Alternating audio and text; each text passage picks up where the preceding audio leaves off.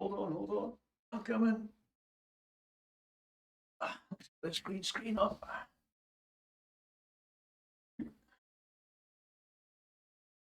We good? We're good. Kind of.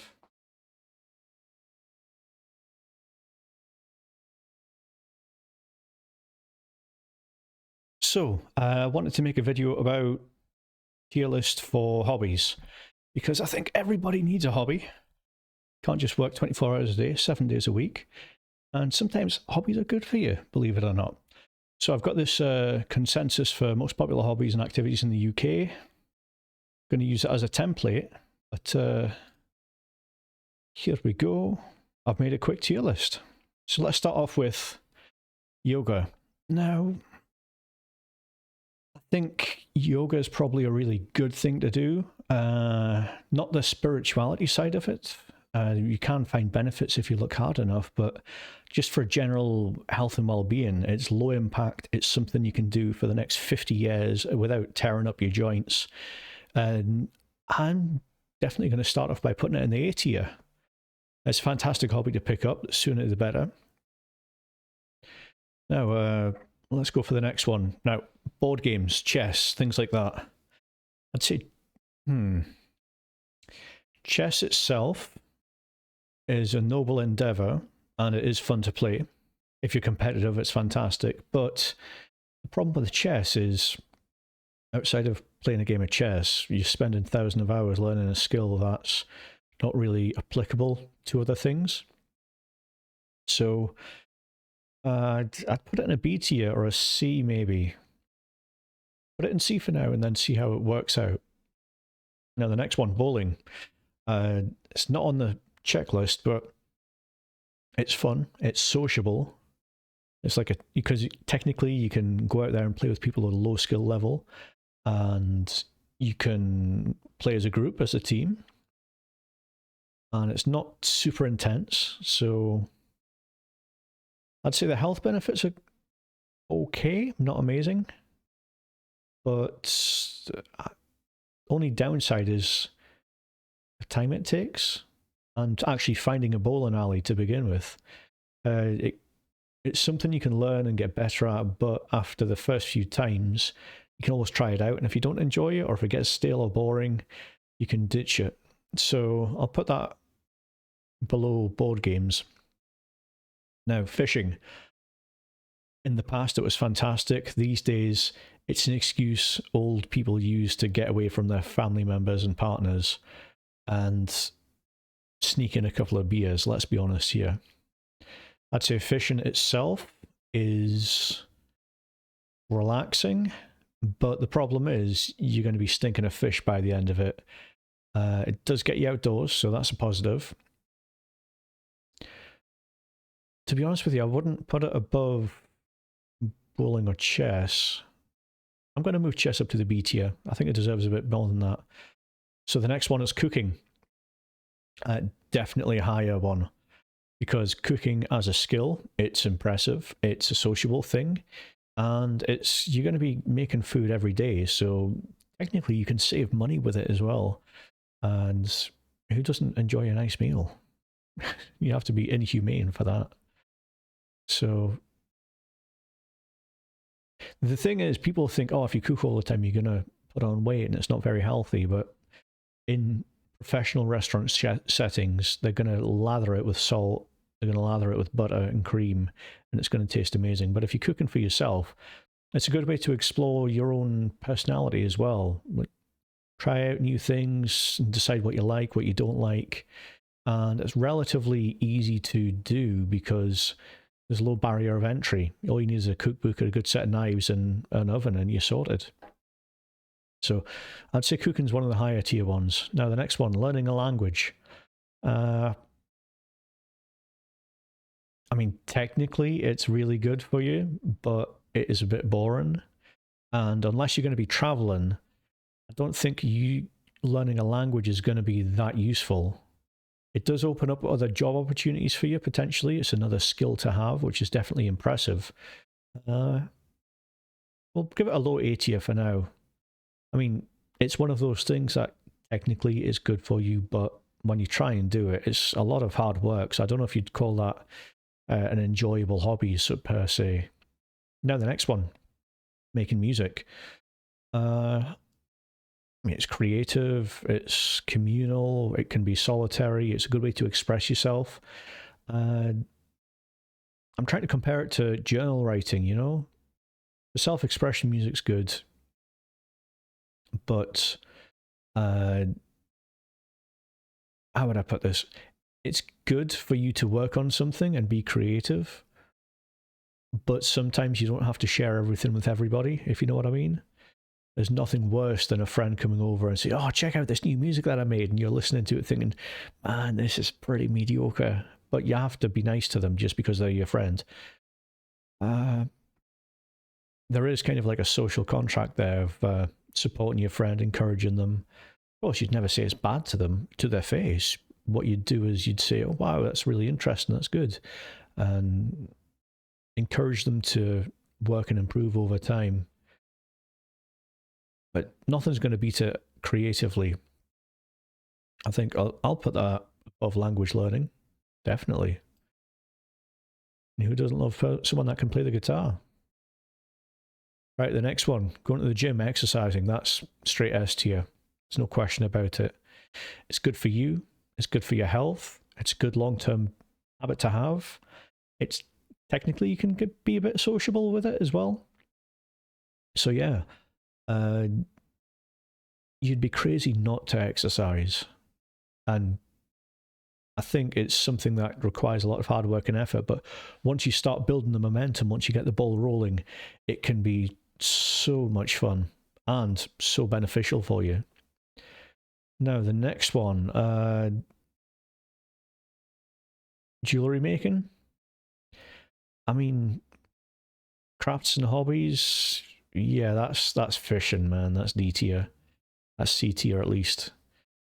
I mean, technically, you could start an Etsy shop. You could do all these things and try and sell it, but you're dabbling in something that people have spent thousands of years perfecting and building machines to try and perfect it on a mass scale. So it's a niche within a niche within a niche. If you enjoy doing it, go for it. No one's going to stop you. It does require a good bit of investment to get started in the hobby, but it is one of those ones that's not very popular. It can be quite interesting. I've never met anybody that makes their own jewelry. Let's be honest here. Now, the next one, that's a karaoke thing, but I'm going to put that down as going to see live music. So going to venues, watching music, it's expensive, it's sociable. You can get alcohol involved, which can have its up and down. Can have its ups and downs. I'd say it's a B tier for me personally. I know people that swear by it, going to venues and gigs and seeing live music. That's their thing. That's their passion in life, their jam. For me, it's okay. It's not amazing. I think as you get older as well, it's kind of grasping on to the roots of youth, trying to prove that you've still got it. Now, the next one, martial arts. I'd put that over yoga. Yoga is probably down there. So yeah, martial arts, good for your health. It's contact, and it's good for socializing, and you get to know your own body as well. It's kind of self-exploration, and relatively low barrier of entry. The only downside is sometimes you can find a lot of hyper-competitive people in there, and if you're not matching that competitive level, it can be a bit intimidating to get into. Some people even think it's a bit childish, which I don't know why. I mean, it's good for kids to do exercise, it's good for them to go to martial arts, but you don't see a lot of adults practicing in the same volume as kids do.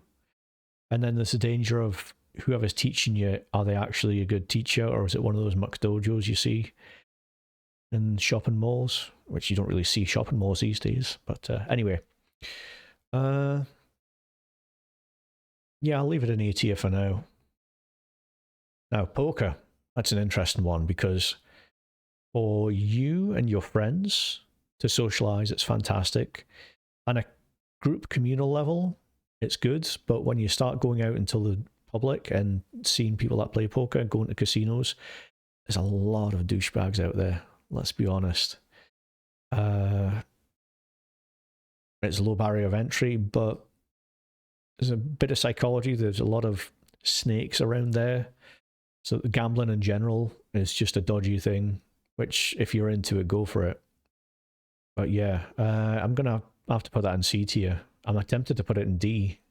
The only reason for that is because there's no actual D tier yet. Yeah, let's put it in there. So the next one, I've put this down as computer programming. It's a boring hobby, but it's a good skill to have because it's a skill that you can use outside of the hobby that can help progress your job. Plus, it's cool to make a video game. You just don't expect to make a lot of profit from the game itself. I'd put that around the language learning side of things, yeah. It's around an A tier. Now, drawing and illustration. Used to be low barrier of entry, but these days you need a tablet to really get into it. I think the barrier of entry is higher monetarily, but it's lower skill-wise in the past few years. It is getting drowned out by AI stuff, which looks really soulless, let's be honest. So actually being creative and artistic, it's a great skill to have. It's a good way to explore your own expressions and emotions. So I'd put it up there. It's not as high as computer programming, but I'd say music's below these ones as well. And maybe learning a language. So the next one, traveling. Traveling is an expensive hobby to have. Yes, you can get cheap tickets, air flights, that sort of thing, but it's bad for the environment and it's expensive in the sense that you need to block out a lot of time. So if you've got free time and you've got a bit of money, then yeah, traveling's a great way to experience the world and talk to people and get new viewpoints about things. But because of the high barrier of entry, I'm going to have to put it in the B tier. It's above those two, I'd say. Now, the next one, reading, S tier. Low barrier of entry. Healthy for you.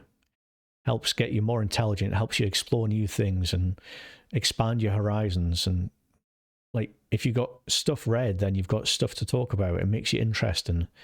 It sparks creativity. It gives you ideas. I mean, writing your own things as well as reading is fantastic. So yeah, personally, I'd dedicate an hour a day to reading and at least half an hour a day to exercise. And you're 2/3 of the way to winning in life.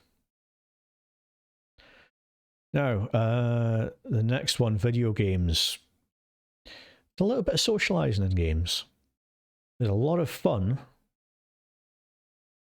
but the barrier of entry can be expensive. It can be cheap if you go for a lot of indie games, but it's a consumer thing, you know? Just like watching Netflix, that sort of thing. You're not actively creating anything, you're just consuming a product and enjoying a story. Now, the thing about video games is that because it's so popular, there's such a massive part of culture these days that if you don't play games, you're kind of out the loop. The only problem is you could be doing more constructive, better things with your life, and that's me sounding like a parent, but it's true. But everybody's got their own vices, so personally, I do play video games, and I realize how time wasteful they are, but hey, it's fun. But yeah, I'll put it below chess and board games just because chess and board games got more of a social aspect, face to face, whereas video games are, yeah, you used to get LAN parties, but these days it's either all online or single player. Now, next one. This one's making a YouTube channel. I'd say S tier because you're learning illustration, you're learning production, script writing, you're learning 101 different skills. You've been an entrepreneur, and you can go from video essays or you can go all the way to making shorts. And I think the creative side of things is fantastic. Plus, it's a way to express yourself as well. So it's kind of ticking all the boxes. Low barrier of entry. All you need is a mobile phone and a couple of good ideas, and you can get started. But yeah, I'd say that's definitely an S tier. Now, I've got this one for Netflix. Put that down there with video games. It's the same level because it's kind of like the boring default hobby. I mean, if you're watching Netflix as a hobby, then you're not really doing anything. You're just passively consuming things. And it can help out when you're learning a second language or a third language, if you're watching something in a different language with subtitles, for example. But